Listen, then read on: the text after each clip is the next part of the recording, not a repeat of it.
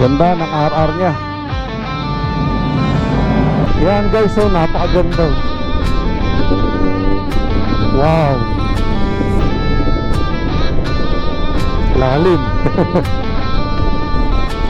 Wheels turn faster than the sky can change. Mountains rise, roads rearrange. Chasing the wind, no chains, no cage.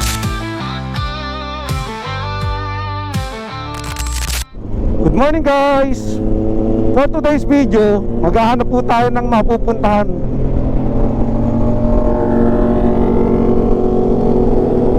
So kasama po natin ngayon si Denzel, diyan nasa unahan, si Miguel. OBR ko po si Russell. So matagal din po tayong hindi nakapag-rides. Medyo naging busy po tayo. Plus pa yung mga nakaraang panahon, masama talaga ang weather natin. Maghanap po tayo ng pupuntahan somewhere in Tagaytay. Then baba tayo kung saan pa tayo makakarating. Huwag lang sanang uulan. Minsan na nga lang tayo makapag-ride. Sana makisama pa yung weather. Akit tayong Tagaytay, tignan natin. Kaya lang parang makulimlim sa taas. So maganda ang weather ngayon, no? May naka MTO9. Tapos dito may BMW RR.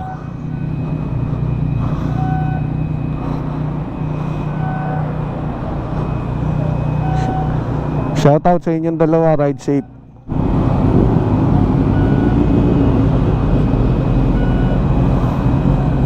Ganda ng RR nya.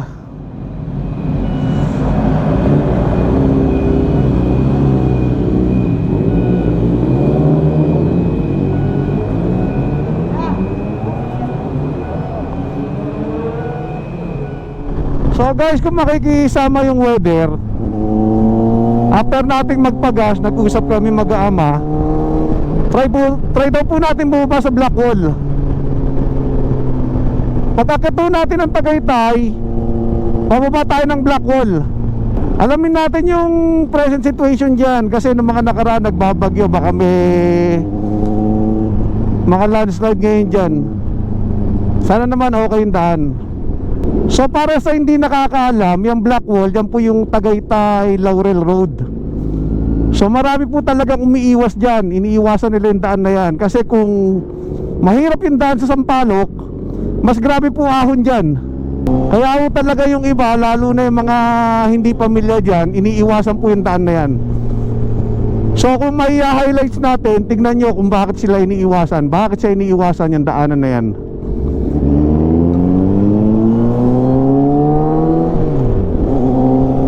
Makikisama ang weather, after natin ng Blackwall, try natin dumiretso sa Simbahan Bato. So minsan lang kasi tayo magkaroon ng oras para mag-rides. Samantalayin na po natin si Martires Crossing. Wala na pong kaliwaan dyan going to Dasmariñas. Ayan, kung mapapansin nyo, wala na pong kaliwaan. Lahat ng pupunta ng Dasmariñas or Manggahan Gentry, kakaliwa po dyan sa may Mercury Drug.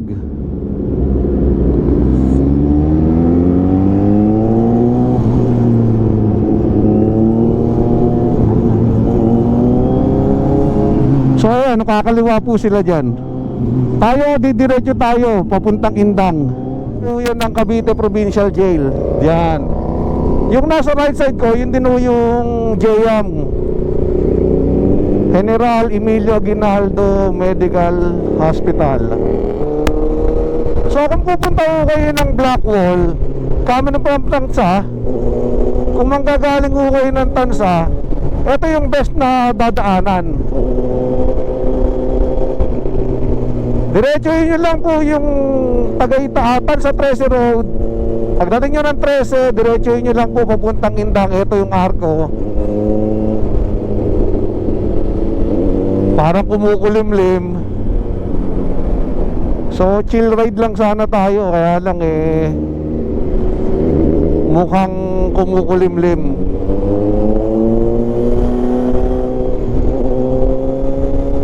So diretso nyo lang tutong Indang.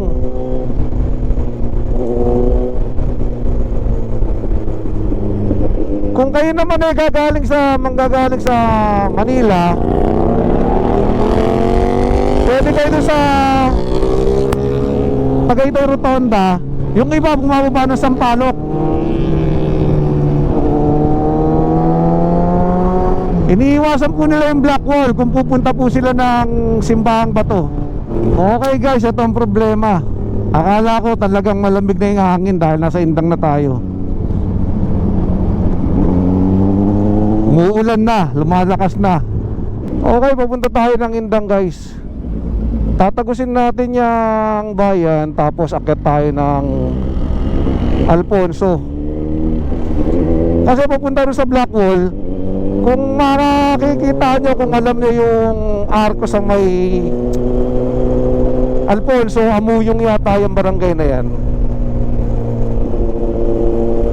Didiretso lang ho kayo ng konti, tapos mayroong kapirasong daan doon na pakaliwa. Narahil yata yun eh. So mamaya mention ko na lang eksaktong pangalan. Hindi rin kasi ako masyadong nadaan dyan. Hindi ako masyadong familiar dyan. So mas pinili na lang natin dito magbayan-bayan para makita nyo rin yung ganda ng Indang. Indang at Alfonso. So ito yung bayan ng Indang guys. Ito yung luma nilang munisipyo. At ito naman yung church. Usually pag ganyan church, katabi niya ang parochial school. So pwede rin tayong kumaliwa ron papuntang Sagbat. Kaya lang, gaya na sinabi ko sa inyo kanina, no entry yan guys ha. Huwag niyong papasukin yan. Mag-Alfonso po tayo. Para nature talaga ang dating.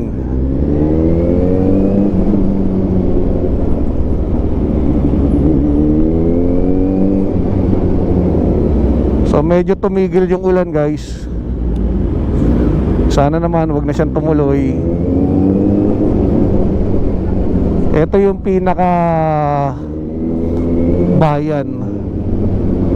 So kung makikita nyo guys yung Petron dyan oh, dyan yung bagong munisipyo nila, kakanan ka dyan. Puro mga ilang metro lang, mga 200 meters lang sa right side.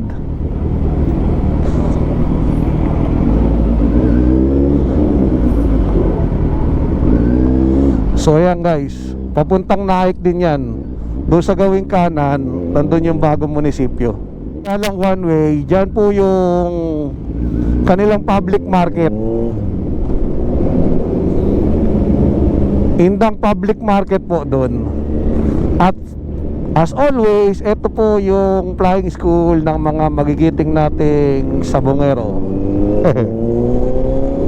So ito maganda rito sa area ng Indang guys. Nature na nature ang dating. So pag hindi kami nagkakaibiyang, dito naman kami Indang, Alfonso, Tagaytay. Actually marami pa naman pwedeng puntahan dito sa south.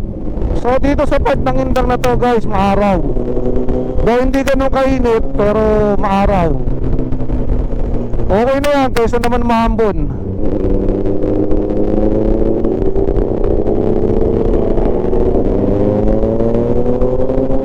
Kaya guys, nakita nyo yung ganun sitwasyon kanina oh. Pagka gano'n na medyo tututo kayo, nag-attempt kayo mag-overtake, ingat pa rin kayo kasi kita mo yung MUX na yun, no? Biglang lumabas. Walang signal pero biglang lumabas. So minsan naiintindihan na ho natin yan. Bigayan na lang. So guys, dito yung area na sinasabi ko, maraming paliguan, maraming resort. Patok na patok yun lalo pag summer. Ayan, Bilyan, Nerissa. Marami pa dyan.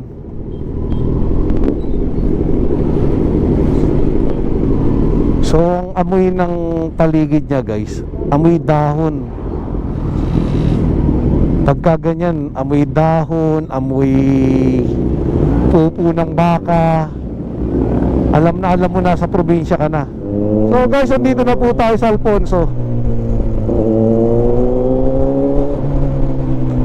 Napakagandang lugar din po ng Alfonso. Ang bentahe rito, Tagaytay climate.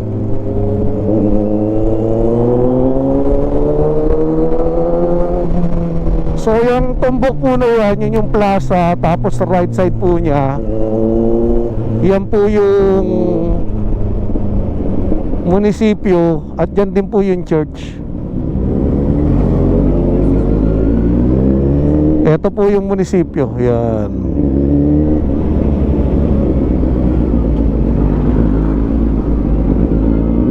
So yun po yung church, oh. So dahil nakalib tayo, wala rin pasok yung mga bata, sinamantala na rin natin.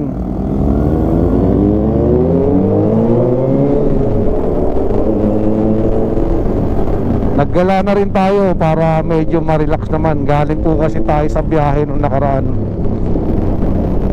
Naganak po tayo ng kasal. So shout out sa aking mga inaanak. Shout out kay Christine at sa kanyang husband, si Police Corporal Jimboy Morales. So naibigay ko na po sa inyo yung aking blessing at yung aking mga magagamit yung mensahe, wisdom kumbaga. Magsama po kayo ng maligaya. Ayan guys, madulas yung tulay na yan, oh. Lalo pagbasa. Bakal kasi yan.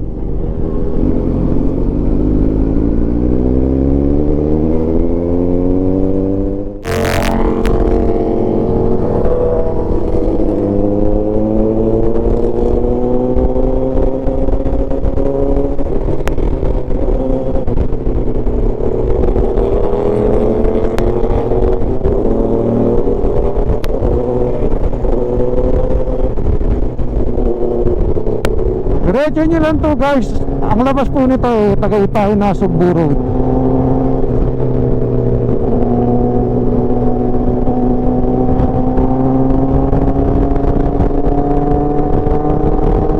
Sarap talaga ng hangin dito, lamig.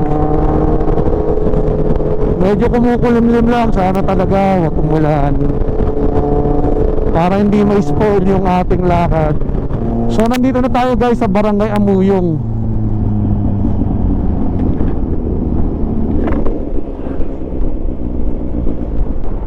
Wait.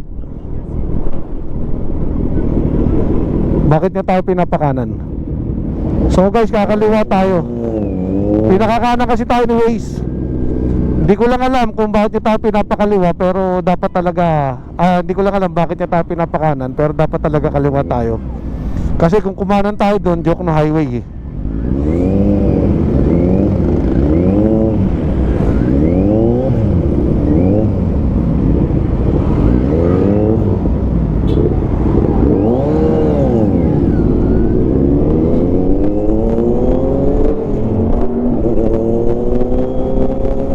Pagka pala galing ka Amuyong, lampas, dapat pala doon ka sa may bayan ng Alfonso.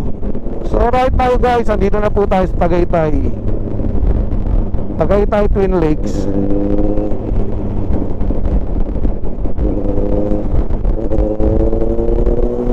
Bababa tayo ng Nara Hill. I don't know ba't hindi niya tayo rin pinadaan eh. Sana lang walang mga aberya, walang mga landslide.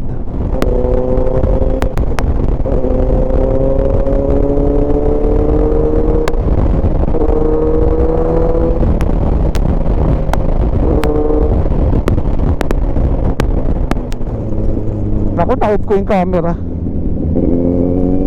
kanina.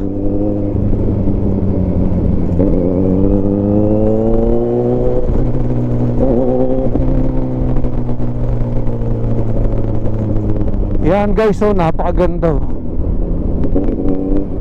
Wow.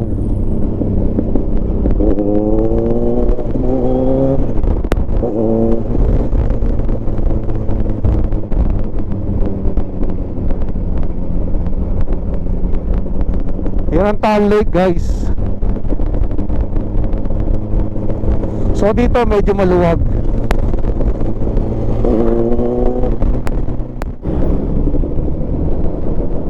Lalim. Dito makipot ulit guys. Yan, tsaka mabuhangin. So dahan-dahan lang kayo. Yan, landslide oh. Dahan-dahan na lang kayo rito guys.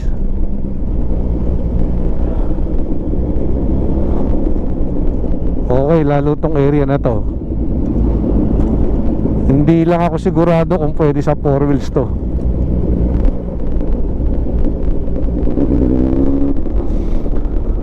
Yun, meron.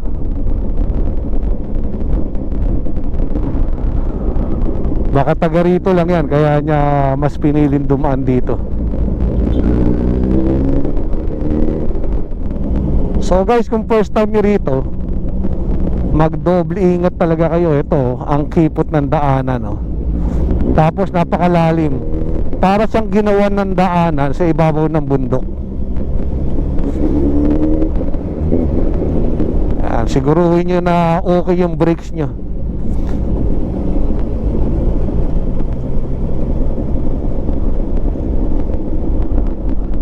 At dahil nga mahilig tayo sa mga ganitong adventure, ito ang napapala natin.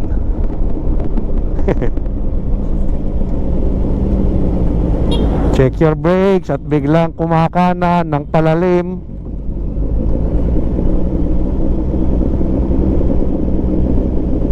So guys, sana kasama natin today si former Reyes at si former Chairman Arcita. Nagkataon lang na napainom naman si Chairman Reyes at si Chairman Arcita naman naglaba. Ganun talaga guys. Kami rin mamaya mag-ano rin kami, magsisimba pa kami. Commitment natin yan sa pamilya natin. So guys, ngayon na lang ulit tayo nakadaan dito. Matagal na panahon din ako hindi dumaan dito. Ngayon alam nyo na kung bakit iniiwasan tong daanan. Maigi dito sa area na to, medyo maluwag. Doon sa bandang itaas, sobrang ahon at the same time makipot. So itong binabaybay natin, Laurel, Batangas. Papunta tayo ng Laurel, Batangas.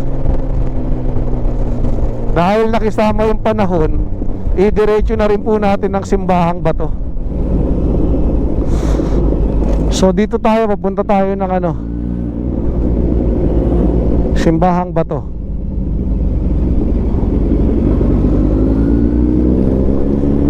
So kung kumaliwa tayo ron guys, papunta po yun ng Laurel Bayan, Agoncillo, pag ganun. So guys, dito sa Simbahang Bato, first time lang po natin. Tingnan na lang po natin kung anong makikita natin doon. So parang may naniningil doon, hindi lang natin napansin.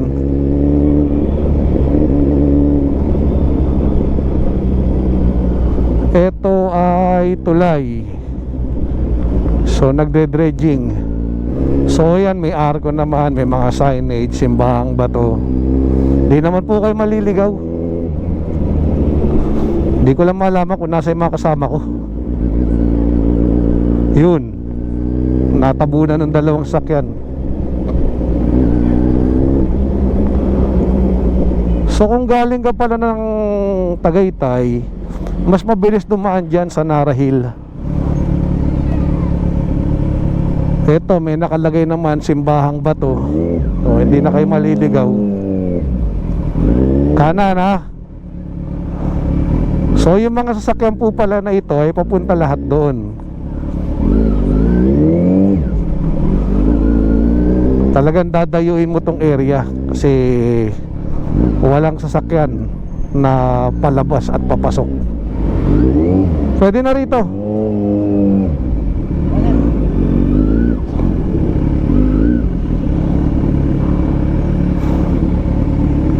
Ras, kuha kang bato, Ras.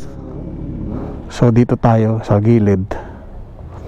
Marami rin parking doon sa unahan. Walang problema ang parking dito.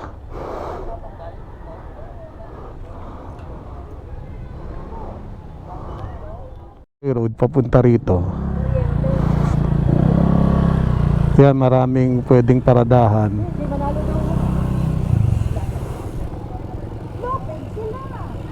So yung bundok na yan, dyan po tayo. So maganda rin yung area, at least pinakikinabangan ng local. income din po kasi sa mga taga rito yan. Kainan, yan, pay parking. At least dinadayo tong area nila. Sana mapanatili lang maayos. So dahil Sunday ngayon, maraming nagsimba, maraming pumunta rito. Ito pala, mas maluwag yung parking. Yun, may mga big bike din dun. May mga bilya na souvenir, rosary. So eto siya. So kaya siya sinabing simbahan na bato, kasi literal na bato po talaga yung bundok niya.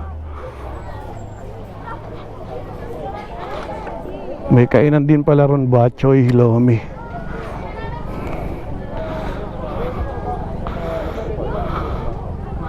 So may CR dito. Ito yung entrada.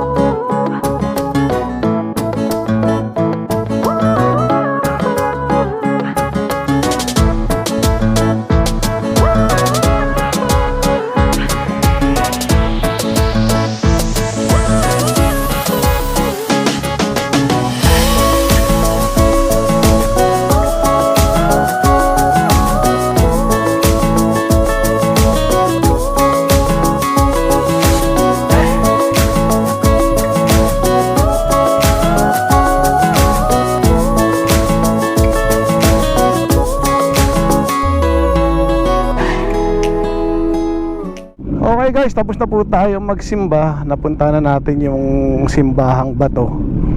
Palabas na po tayo. So sa taas na po tayo magla-lunch. Akyat tayo ng Tagaytay.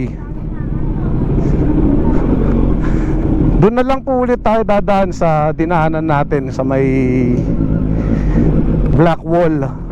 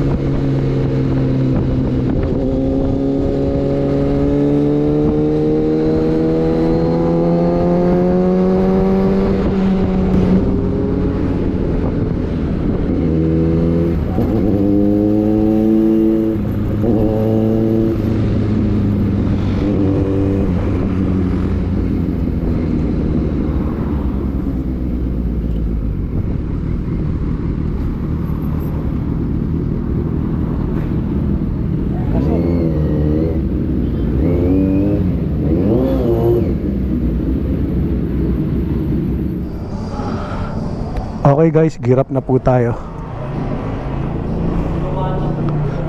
Uwi na rin tayo guys. So right now, andito tayo sa Betchay. Matagal na rin tayo hindi nakakain dito. O, yun yung mga motor natin. Okay ang food dito guys. Sarap.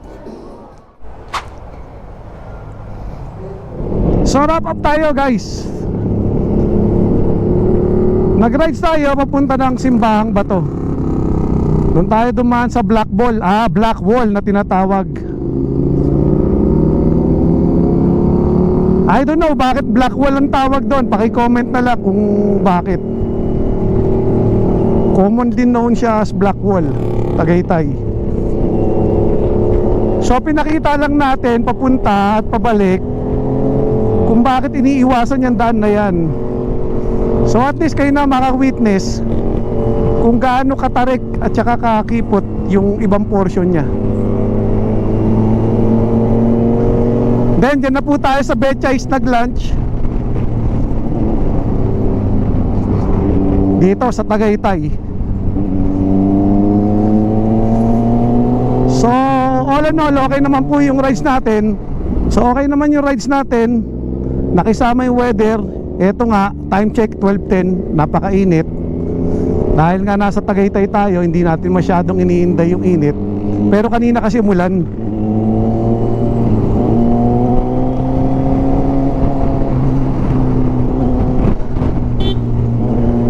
So para sa mga patuloy pa rin nagsusuporta sa amin, nanonood sa aming mga video, papalo sa aming FB page, maraming salamat po sa inyo. Sa mga umabot po sa video na ito, pakisuyo. Please like, share, and subscribe.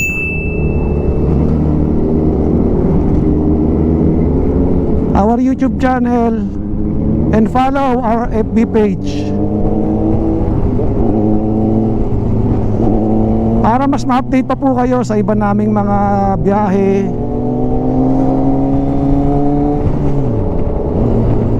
So dito ko na po tatapusin yung ating vlog. Happy Sunday everyone. Thanks for watching.